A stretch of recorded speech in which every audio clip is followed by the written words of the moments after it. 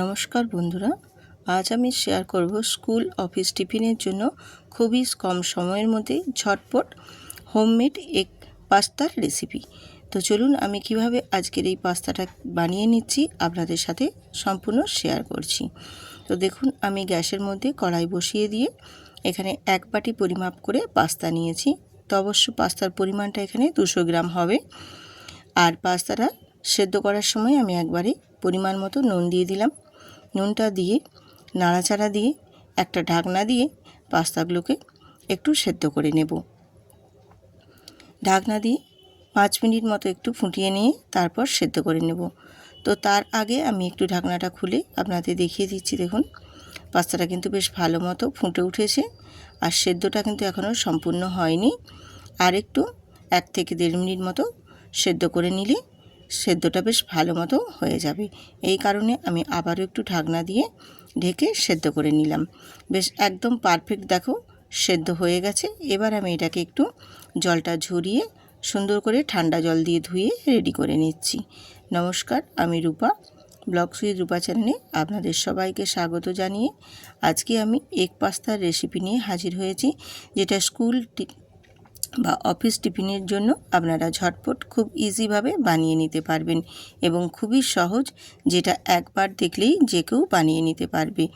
এছাড়াও নতুন নতুন রাঁধুনিদের পক্ষেও খুবই সুবিধা হবে এই রকমভাবে এগ পাস্তা টিফিনের জন্য বানিয়ে নিতে। তো চলুন, আমি এটা ঠান্ডা জল দিয়ে ধুয়ে পরিষ্কার করে রেডি করে রেখে দিলাম। এবারে চলে এলাম, কড়াইটা ধুয়ে আবারও পরিষ্কার করে গ্যাসে বসিয়ে দিয়ে দিয়েছি তেল। তেলটাকে একটু ভালো করে গরম করে নেব আর কড়াইয়ের চারপাশে লাগিয়ে নেব। দিয়ে এখানে আমি 2টো ডিম ফাটিয়ে দেব ওই গরম তেলের মধ্যে। আমি এখানে 2টো ডিম দিয়েছি, আপনারা চাইলে 1টা বা 2টোর জায়গায় আরও পরিমাণে বাড়াতে চাইলে বাড়িয়ে নিতে পারেন। দিয়ে এখানে আমি দিয়ে দিলাম স্বাদ মতো নুন, আর দেব একটু অল্প করে লঙ্কার গুঁড়ো, বা আপনারা যদি কাঁচা লঙ্কাও খেতে চান সেখানে কাঁচা লঙ্কাও ইউজ করতে পারেন। দিয়ে খুব ভালো করে নুন আর লঙ্কা গুঁড়োটা ডিমের মধ্যে মিশিয়ে নিয়ে একদম ভালো করে ঝুরি করে ভেজে নেব। তো খুব একদম ঝুরি করে ভাজবো না, একটু বড় বড় করে রেখেই এটাকে খুব ভালো করে আমি মিশিয়ে ভেজে নেব। এরকমভাবে নাড়াচাড়া দিয়ে ডিমটা ভেজে নেবেন। আর ডিমটা ভাজতে খুব বেশিক্ষণ কিন্তু বন্ধুরা সময় লাগে না, খুব তাড়াতাড়ির মধ্যেই ডিমটা ভাজা হয়ে যাবে। এই যে দেখুন, ডিমটা ভেজে নিয়েছি। আর ডিমটা দেখছেন বেশ একটু বড় বড় টুকরোগুলো রেখেছি, খুব বেশি ছোট করিনি, তাহলে খুব একটা ভালো লাগবে না। একটু বড় বড় থাকবে, মুখে পড়বে, পাস্তার সাথে খেতেও বেশ ভালো লাগবে।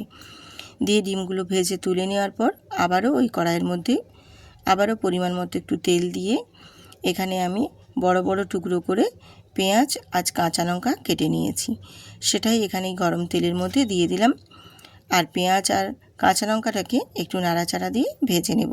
তো খুব বেশি ভাজবো না, জাস্ট একটু হালকা আধো আধো করে ভেজে নেব।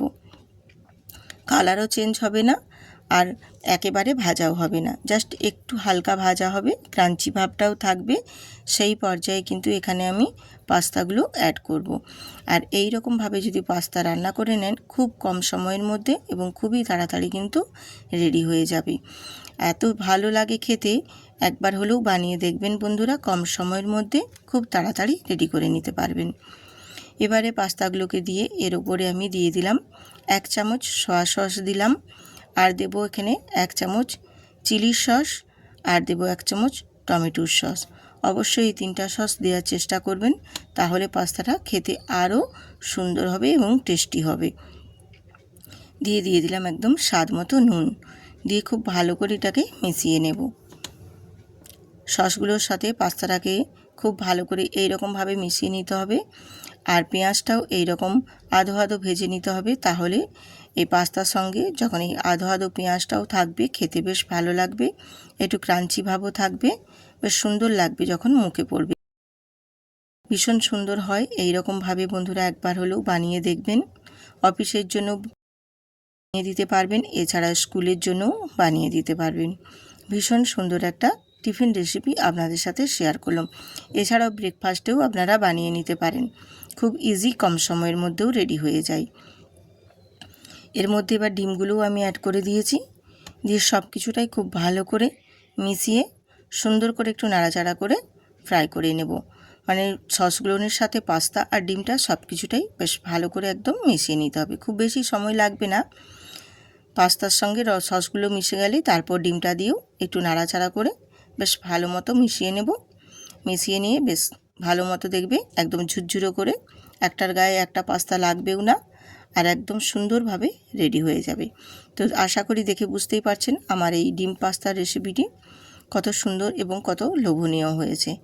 যেসব বাচ্চারা বন্ধুরা সব দিন বা রোজ রোজ মুড়ি খেতে চায় না, বায়না ধরে নিত্য নতুন কিছু টিফিন বানিয়ে দিতে, তখন কিন্তু এইভাবে যদি ডিম পাস্তা বানিয়ে দেন তাহলে কিন্তু ওরা খুব আনন্দ করে খেতে পারবে।